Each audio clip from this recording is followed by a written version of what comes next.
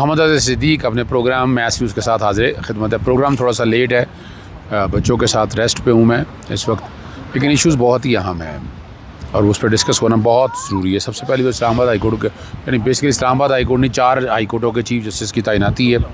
Peshawar high court में case जो है ना वो बड़ा दिलचस्प मरहले में दाखिल हो चुका है, लेकिन उसको ज़रा ईजी ना लीजिएगा, मैं उसको किसी और एंगल से देखता हूँ, क्योंकि इस वक्त जुडिशरी जो है वो कंप्रोमाइज़ नज़र आ रही है बहुत सी जगहों के ऊपर। और तोशा खाना का केस सिर्फ इमरान खान का चल रहा है, बाकी का क्यों नहीं चल रहा? इस पर क्यों बात नहीं की जाती? इस पर पटिशन क्यों नहीं फ़ाइल की जाती कि ये सारा जो करना है, ये जो बिल्कुल एक अलहदा मेयार रखा हुआ है, इसको कैसे लेकर चलना है, उसकी तरफ कोई तवज्जो नहीं देती। पेशावर हाई कोर्ट में जो मामला है वो बड़ा दिलचस्प मराहल में दाखिल हो चुका है। पाकिस्तान तहरीक इंसाफ पार्लियामेंटेरियन ने एक पटिशन दायर की है। अब ज़रा समझिएगा बात को, ये आप पाकिस्तान तहरीक इंसाफ पार्लियामेंटेरियन, और इस पटिशन का मकसद ये है कि पेशावर हाई कोर्ट से इजाज़त ले ली जाए कि जनाब जाकर हलफ ले लें। जी मैं आपको वक्त से पहले बताने लगा हूँ कि उसका होना क्या है। स्टे कर दिया उन्होंने, यानी बुनियादी तौर पर स्टे कर दिया है। स्पीकर आएगा, वो आगे कहेंगे जनाब इनसे हलफ लें, वो बल्कि अल्टीमेटली मैं आपको फ़ाइनल ऑर्डर बता देता हूँ। फ़ाइनल ऑर्डर ये होगा कि जनाब आप इन लोगों के हलफ लें, और वो बड़ी ज़बरदस्त सीटें हैं कि 3 सीटें हैं और रिज़र्व सीटें साथ आ गई हैं। या आप अंदाज़ा लगाएं कि जो कॉन्स्टिट्यूशन स्कीम का बेसिक कॉन्सेप्ट है वो तकरीबन पकड़ के उड़ा के रख दिया है, और वो क्या हाल कर छोड़ा है उन्होंने, ये सोचना है आपने। और 2023 के साल में पेशावर हाई कोर्ट ने फैसला दिया था किसी भी एक केस में रहाई के बाद दूसरी अदालत से गिरफ़्तार नहीं किया जा सकता, और फिर हमने वो देखा वो फ़ैसला कैसे सेट असाइड हुआ। यानी अदालतें, और वो गलत नहीं था, यानी यहाँ एक केस दर्ज हुआ हो 1000 दर्ज हो जाए तो सब में आपको होना है, एक ही नौयत का मुख्तलिफ इलाकों के अंदर हुआ है। तो यहाँ एक अजीब सी जूरिस्प्रूडेंस यहाँ डेवलप हो रही है, और ये जूरिस्प्रूडेंस मेरी खुद समझ से बाहर है। मैं ऐसी जूरिस्प्रूडेंस से मैं तो इत्तफाक नहीं कर सकता, ठीक है ना जी। मातहत अदालत के फ़ैसले को बरकरार रखते हुए सज़ाए मौत का फ़ैसला बाकी रखा। आज एक बड़ा अहम फ़ैसला जो जारी किया है, जिसके हवाले से आ रहा है कि पेशावर हाई कोर्ट ने खैबर पख्तूनख्वा मखसूस सिस्टम मेम्बरान को हलफ से रोक दिया, और PTI पार्लियामेंटेरियन की दरख्वास्त पर जस्टिस अरशद अली और जस्टिस डॉक्टर खुर्शीद इकबाल ने इलेक्शन कमीशन को नोटिस जारी करते हुए हुक्म दिया कि आइंदा समाअत तक मेंबरों से हल्फ न दिया जाए। मैं फिर आपको मेरा ट्विटर भी चेक कर लीजिएगा, ये पाकिस्तान तहरीक इंसाफ के लिए एक ट्रैप है, खैबर पख्तूनख्वा असम्बली के लिए एक ट्रैप है कि खैबर पख्तूनख्वा असम्बली में हाई कोर्ट हुक्म देगी, वो नहीं मानेंगे, कंटेम्प्ट होगी, ये मामला है। अब उसमें सर्विस कराना है। मैं नहीं समझता कि इसमें पाकिस्तान तहरीक इंसाफ, या अगर ये पटिशन आए भी तो इसमें बाकायदा वो पार्टी बनने की दरख्वास्त दे, चैलेंज करे, यानी इसको सीरियसली लेना है इस पटिशन को। ये मैं इस बार कह रहा हूँ, इस पटिशन को सीरियस लेना है। इस पटिशन के मकासद कुछ और हैं, और तू प्यार है किसी और का, चाहता तुझे कोई और है, तो ये बुनियादी तौर पर मकसद ये है, इसका सिर्फ़ और सिर्फ ट्रैप है। और इस ट्रैप में अब हाई कोर्टों के अंदर तो आप चीज़ों को उस तरह नहीं लेके जा सकते जिस तरह लेके जाना चाहिए, ठीक है ना जी। और इसीलिए बार बात मैं करता हुआ कहता हूँ कि पाकिस्तान तहरीक इंसाफ को बड़ा सोच समझ के इन चीज़ों को कैटर करना है, कंट्रोल करना है। उन्हें नहीं समझ में आ रही कि क्या होना है। जैसे सेक्शन 104 इलेक्शन एक्ट के अंदर, तरमीमी एक्ट के अंदर सीटें उस एक्ट की प्रोविज़न के तहत मिली हैं, मखसूस नशिस्तें दूसरी सियासी जमातों को, उसको अभी तक आज तक चैलेंज नहीं किया है पाकिस्तान। मैंने चैलेंज किया हुआ है, इस्लामाबाद हाई कोर्ट चैलेंज किया हुआ है, लाहौर हाई कोर्ट चैलेंज किया हुआ है, और मैं उन मामलों को उस कॉन्टेक्स्ट के हवाले से बार लेके चलता हूँ। ख्वाजा आसिफ ने वो बयान दिया है, उसको बड़ा सराहा जा रहा है नून लीग के हवाले से, और ये तारीख़ी तौर पर बहुत सी ऐसी चीज़ें हैं कि पिंडी और इस्लामाबाद में ऐसा रिश्ता होना चाहिए जिससे मुल्क को नुकसान ना हो, और रिश्ता तो ऐसा होना ही चाहिए कि नुकसान ना हो, लेकिन ऐसा तब मुमकिन हो पाता है जब इस्लामाबाद में ख्वाजा आसिफ जैसे लोग मौजूद हों।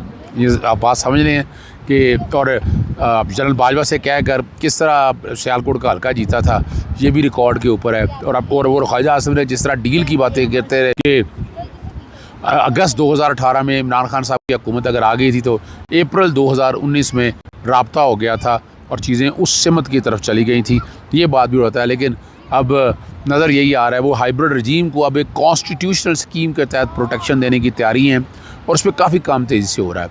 और आने वाले दिनों में आप देखिएगा कि ये जो मैंने कही हैं ये आपको नज़र आएंगी, और मैंने जो बातें आज तक कही कि हम बड़ी सच बातें साबित हुई हैं। और साबिक़ वज़ीर आज़म इमरान खान और बुशरा बीबी के ख़िलाफ़ तोशाखाना केस की समाअत कार्रवाई 17 जुलाई तक मुलतवी कर दी गई है। स्पेशल सेंट्रल जज शाह अर्जुमंद की अदम दस्तियाबी के बायस, और ये अमूमन ऐसा होता है कि कभी जब हाई कोर्टों में भी ऐसा होता है, कभी जज छुट्टी चला जाता है, कभी जज बीमार हो जाता है, ये नॉर्म बात है। और अड्याला जेल में समाअत नहीं हुई, अगर होनी थी समाअत तो मुलाकात पॉसिबल था, लेकिन नहीं हो सकी। और जुडिशल कम्प्लेक्स में आइंदा समाअत जो है वो 17 जुलाई की डेट दी है, यानी आज 1 जुलाई सी तो 17 जुलाई तक। इसका मतलब है कि इमरान खान साहब से मुलाकातें इन्होंने करने नहीं देनी है। पेट्रोल महंगा होने पे बातें अब हो नहीं रही। मैं इसको चैलेंज करने का, मैंने पहले कहा कि मैं इसको चैलेंज कर रहा हूँ।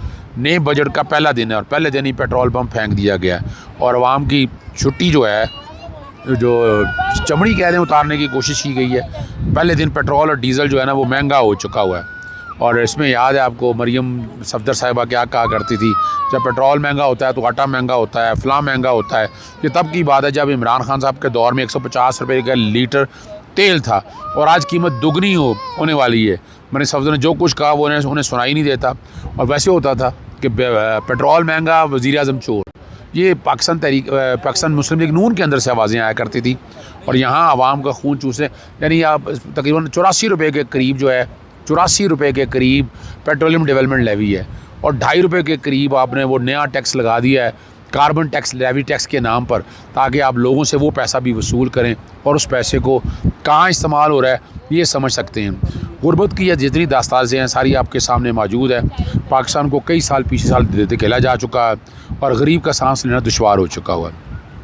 और अब गुसर बसर करना कितना मुश्किल काम है, कितना कहेंगे आप, वो आप समझ सकते हैं। सुप्रीम कोर्ट 9 मई के ख़िलाफ़ फवाद चौधरी की दरख्वास्त पर समाअत हुई। दलाल देते को एक वाक़े से ज़्यादा की FIR दर्ज नहीं हो सकती। एक ही वाक़े में मुख्तलिफ अफसानों में 35 FIR दर्ज है, यकजा करके एक ही ट्रायल चलेगा। समझिएगा ज़रा ध्यान से। इसमें भी मैं बता दूँ आपको, ये जस्टिस हाशिम काकड़ से केस उठाना था और इसके लिए नया बेंच तश्कील होना था, वही हुआ। तो बज़ाहिर पहली FIR की कार्रवाई हो सकती है फवाद चौधरी की। पंजाब हुकूमत के बेंच पर एतराज़ात आ गए।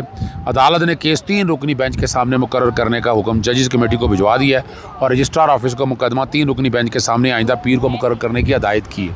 अब ये बेंच तब्दील हो जाएगा, ये बता दूं मैं आपको। और ये जो नया बेंच आएगा ये जूरिस्प्रूडेंस भी नहीं देगा। मैं वक्त से पहले आपको बता रहा हूँ, आप मेरी बात को फेंकना नहीं है। और जो बात कहना चाह रहा हूँ मैं आपके सामने रख रहा हूँ। इस वक्त जो चीफ जस्टिस याह्या अफरीदी साहब भी उनके हाथ में भी जो कुछ है वो हमें भी अंदाज़ा है। अब एक जो बात तोशाखाना के हवाले से बार बार कह रहा हूँ, तो इस्लामाबाद की FI मुकदमा में सदर आसफ अली जरदारी, साबिक़ वज़ीर नवाज शरीफ और चेयरमैन यूसुफ के खिलाफ तोशाखाना गाड़ियों के केस की समाअत 29 सितंबर तक मुलतवी होगी। और 2019 के मुकदमा में FI ने अभी तक चालान पेश नहीं किया। दूसरी जानब इमरान खान के पहले फौजदारी मुकदमा में जज हुमायूं दिलावर की जानब से 2023 में सज़ा हुई, जब पहली बार गिरफ्तार हुए।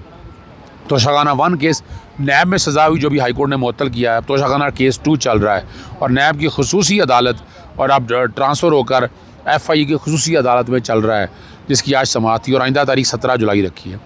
इमरान खान के ख़िलाफ़ केस FI को मुंतकिल हुआ तो एक दिन में चालान अदालत में पेश कर दिया गया, जबकि आसफ अली जरदारी, नवाज शरीफ और यूसुफ गिलानी इनके ख़िलाफ़ मुंतकिल होने से लेकर अब तक जो है ना चालान पेश नहीं हो सका आज।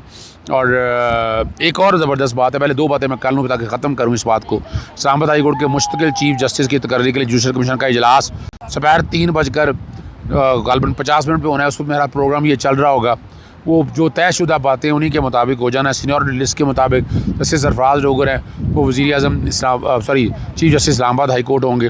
बाकी जजों में से तो कोई नहीं मैं समझता कि वो उन चीज़ों की तरफ ले जाएगा। लेकिन एक बड़ी मज़ेदार बात है, और जुडिशल कमीशन का इजलास में इस्लामाबाद हाई कोर्ट के मुस्तकिल चीफ जस्टिस पर वोटिंग हो गई तो जस्टिस अमीनुद्दीन और जस्टिस जमाल मंदोखेल अपनी किसी भी राय का इजहार कर देने के बाद हाई कोर्ट के 5 जजेस की इंट्रा कोर्ट अपील सुनने वाले बेंच का हिस्सा नहीं बन सकेंगे। यानी किस हद तक चीज़ें हैं और किस हद तक वो चीज़ें लेकर जानी है वो समझना है आपको अगर आसानी से चीज़ें समझ आती हों तो बहुत बेहतरी की तरफ चीज़ें जाएंगी। ये हालात और वाक़यात ये बता रहे हैं कि ये इतना आसान काम नहीं है। ये गुत्थी जो है वो बहुत उलझ चुकी हुई है। इसको सुलझाने के लिए अल्लाह ताला तौफ़ीक दे उन लोगों को जो इस मुल्क का निज़ाम चलाने वाले हैं कि इतना ना निज़ाम ख़राब करें आप कि लोग, यानी अब तो आप हुकूमत को इतनी खुली छुट्टी दे देंगे। पहले मुल्क को इन हुकूमतों ने तबाही और बर्बादी की हुई है। मेरा काम है आवाज़ देना, आगे फ़ैसला